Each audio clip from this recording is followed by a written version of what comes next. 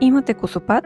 И аз имах този проблем, след като родих. Косата ми падаше на цели снопчета. Сега косопада е овладян с помощта на активните съставки в серума против косопад на Калиначи Cosmetics.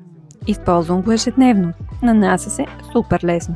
С едно натискане на пипетата вече имам нужното количество, което разнасям равномерно по целия скалп. Както виждате, серума не слепва, не утежнява по никакъв начин косата.